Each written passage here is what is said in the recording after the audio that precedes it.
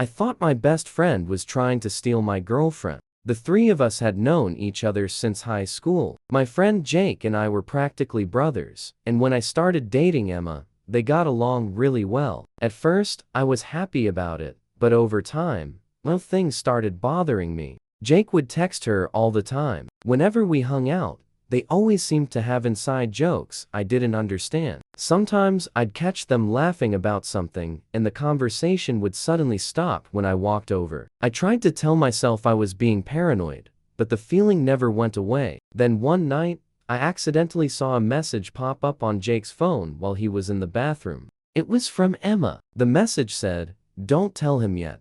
My stomach dropped. I immediately put the phone back where it was and pretended I hadn't seen anything. But from that moment on, I couldn't stop thinking about it. Every interaction between them suddenly looked suspicious. A few days later, things got even worse. Emma told me she was having dinner with some coworkers. Later that evening, I was driving home when I passed a restaurant downtown. And sitting inside were Jake and Emma, together, without me. Neither of them had mentioned it. I sat in my car staring through the window for almost 5 minutes. Part of me wanted to walk inside and confront them immediately. Another part wanted to pretend I had never seen them. Eventually, drove home and spent the entire night imagining the worst. The next morning, I called Jake. Before I could even say anything, he asked if we could meet in person. That made me even more suspicious. When we met, he looked nervous, really nervous. Then he handed me a small box. I just stared at it, confused. Finally, he explained everything. For months, he and Emma had been secretly planning a surprise for me. The message saying,